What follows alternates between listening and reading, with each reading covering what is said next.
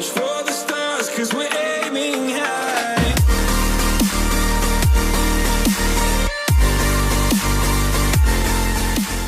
Welcome to the Hollywood Dance Experience podcast. My name is Amanda, and I am actually here with Amanda LaCount, who is a dancer out here in LA. So it's basically the Amanda and the Amanda podcast that you're watching. It's the Amanda Show. Amanda, I had asked you your age, right, when you walked in, and you had said that you're 18. 18, which is such a fantastic age, and so exciting that you're out here in LA and making a difference and living your dream. But then I had found out that you were from Colorado. Mm-hmm. So do you mind kind of talking a little bit about what age you left Colorado, how you got here? Because I think that's really interesting for a lot of our folks in different parts of the country. Yeah. So for like the fact part of it, I moved to California when I was 13, but a week before my 14th birthday. So pretty much 14. And I kind of have to give the backstory behind it. So I went to a studio when I was about 10 years old in Colorado, and he begged me to go to his studio, and then after a year, he kicked me off because my body type didn't fit his vision. Or his exact words, 10 years old. Never heard of a director doing that to a 10-year-old, let alone an 18-year-old to a human. That would be disheartening for me to hear at 40. I don't know what it would be like to hear that at 10. Yeah, it was terrible, but somehow I kept dancing. I don't know how. I feel like a lot of people would have just been like, done, like, totally stop.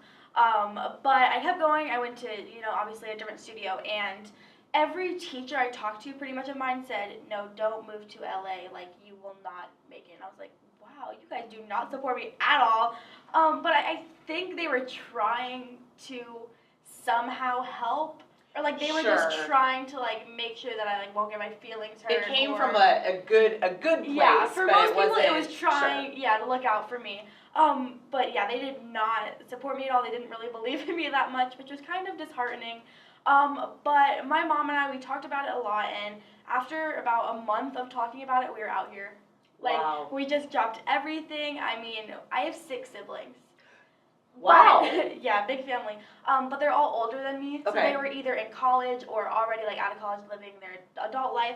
So she didn't really need to be there for them. So we picked up what we had. We had, like my mom was saying before, we had a 1998 Honda with, like, 400,000 miles on it, and my dogs and some clothes, and that was it. We literally had no house set up, no school set up. That's what I was going to ask you. Did you already have housing, or did you just come out? We literally had nothing.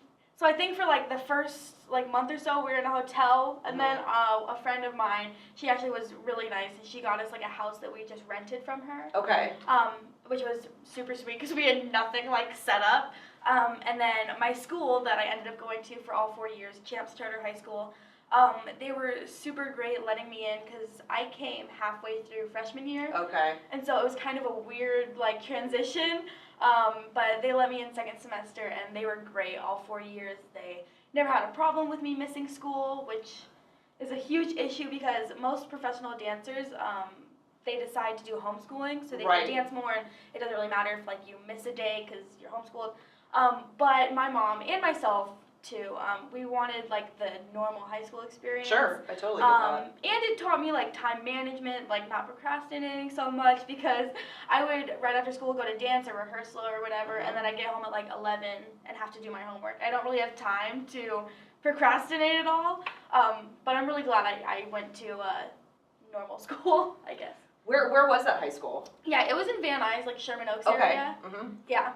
So it was really close to like Dance Studios, Millennium, and all that stuff. So when you came out here, pretty much your support system was your mom. Mm-hmm. You had your mom backing you through each moment, through each difficult audition, through classes, through changing. You actually had your mom with you. And we had talked before this interview that we both have known some kids who came out as proper kids, not adults yet, without that support system. Yeah. And it wasn't maybe as conducive to them being successful out here. So I always say, I mean, one of the key factors is having a support system when you come out, even if it's, just you and your mom, at least it's you and your mom, against the world. Yeah. And the other thing that your mom had mentioned to me, and we actually have this in common, is you have a single mom. So that is, I don't want to say ballsy, but like that's that's an impressive thing to do. Just you and your single mom coming out here to have you live your dream. Yeah, it was definitely, but she's the type of person who she'll just go for it. And so am I. Like, sure. I'll just jump out at things. I'm like a very adventurous, spontaneous person. So I'm like, let's go to LA, sure. I love that. Yeah. Can we talk about your hashtag? Mm-hmm. About your movement? Can you share that with us? Because for me, for someone who grew up, I danced growing up in a theater. I was 6 foot and loud, and I was always told you're too tall and you're too loud. And I always thought like, nope, that's the two things I actually like most about myself.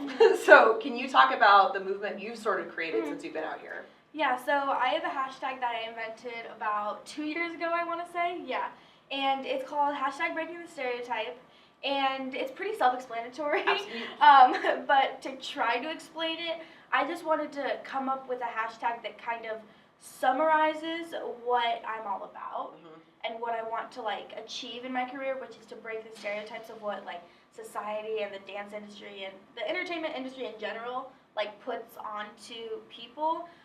Because obviously I don't have like the dancer body, you could say, which isn't a thing, but everyone I was going to say, I know, and you grow so weary hearing the dancer body, the dancer type, the dancer physique, and you think, that's not a thing. Like, there's no definition of that. Like, what is, like, there's not like, okay, like, whatever, like, 22-inch waist, and then, like, this tall. I'm like, there's no, can you show me in the dictionary the definition? Because there's no definition. Absolutely.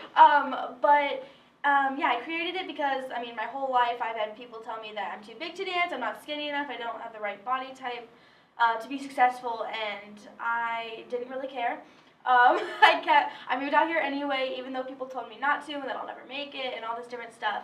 And, I've been pretty successful so far, and I've been very lucky to do amazing things. I was on Ellen. Yeah, I was going to say, can you give us a couple of those? Because one of the ones that stuck out to me when I was looking over your resume was Ellen, because talk about a person who's working to break stereotypes. But I thought that was so cool. You have some music videos under your belt. Do you mind giving us just like a small little highlight reel?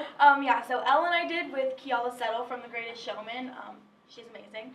I did Meghan Trainor at the Radio Disney Music Awards. Also amazing. Katy Perry music video. Cover of Dance Spirit magazine, which is my personal favorite. That's so cool. It was crazy. Fun fact, I normally try to create like 3 goals I have for the year that are very specific. And my 3 goals, I kid you not, my mom will like show you the writings I have. I wanted to go on Ellen, which I did in February. Check. I wanted to work with Meghan Trainor, I did in Check. July. And then I wanted to be mentioned in Dance Spirit magazine. Double check. Like, I just wanted my name, like, a little, like, tiny article on a page, and then when they, like, called, actually, she interrupted me in my dance class at school. Your mom? Yeah, she came in, and she was like, Amanda, and I was like, what? I thought I was in trouble. Sure. And I came out, and she was like, hey, are you free, like, whatever, July 30th to shoot the dance cover?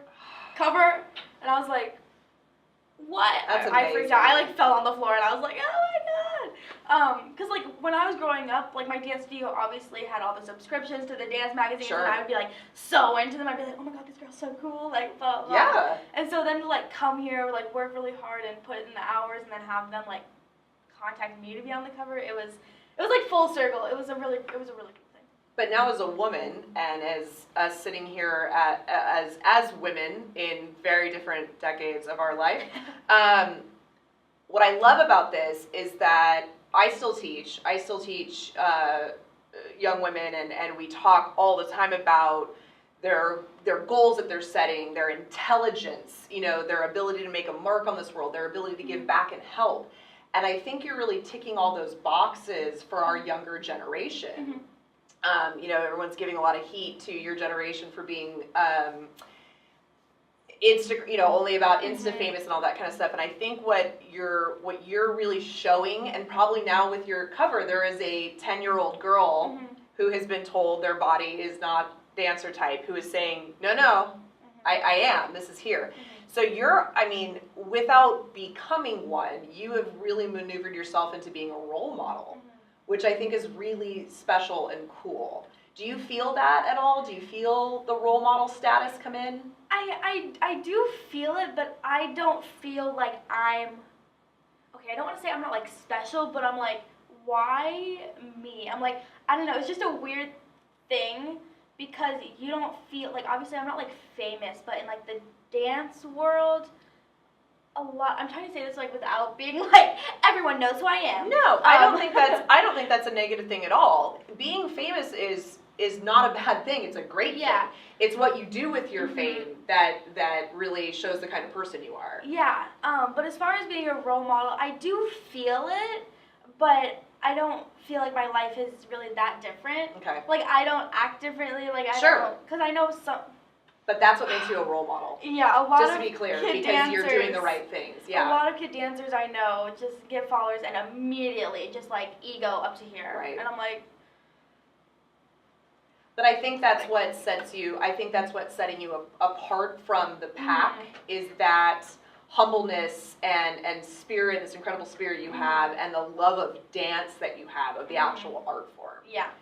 So we've talked about, you're obviously a goal setter, which I think is phenomenal, and you had a support system.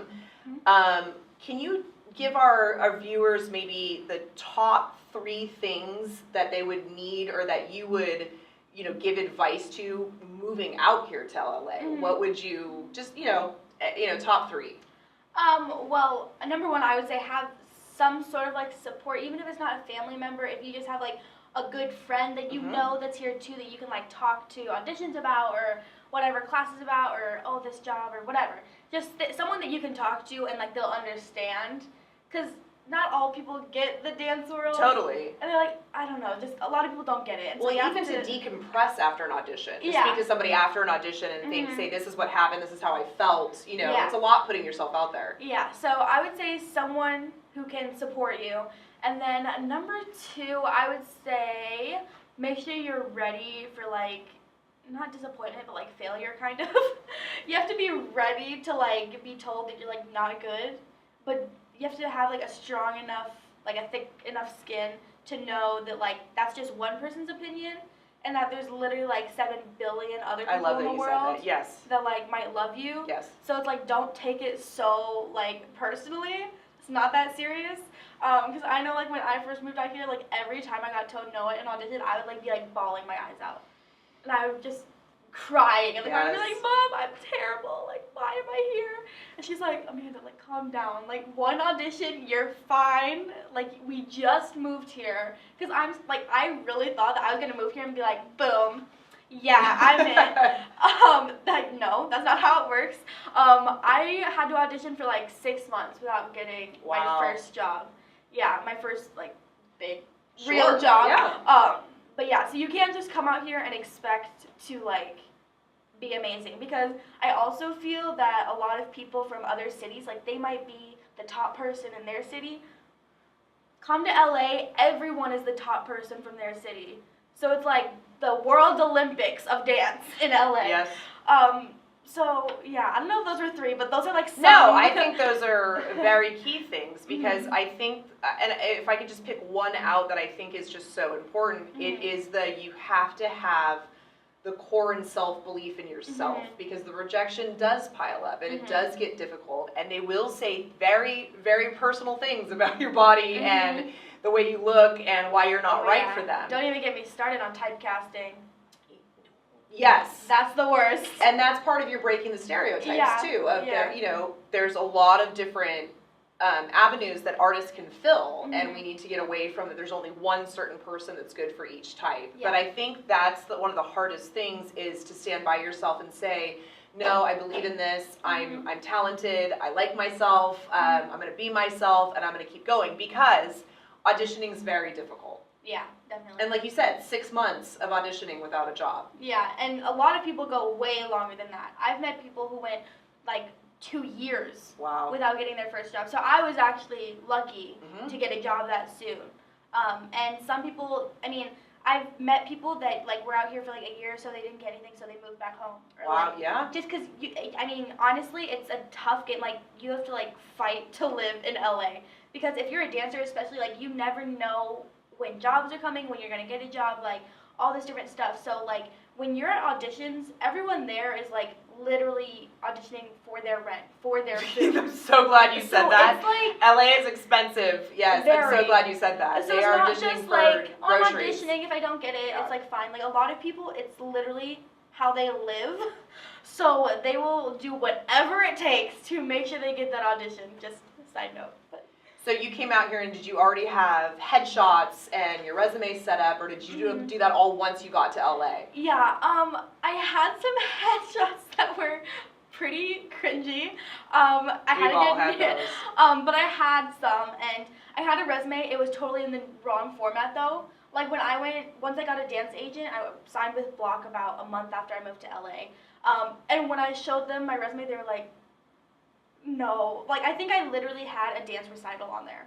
Oh, like, yeah. I mean, but that's all I've done. that was your experience. So, like, I can't put, like, Old Navy commercial. I haven't done that. Like, I have Sure. nothing to put on there, and I don't want it blank. And I think I actually probably had some point on my resume, like, car title winner. Absolutely. I mean, that's what you had. You were also super young. Right, You know, right. you only can put on there what you got. Exactly. I can't, like, just make up lies. But it was totally in the wrong format. Some people do. I think it was just, like, paragraphs. Yeah.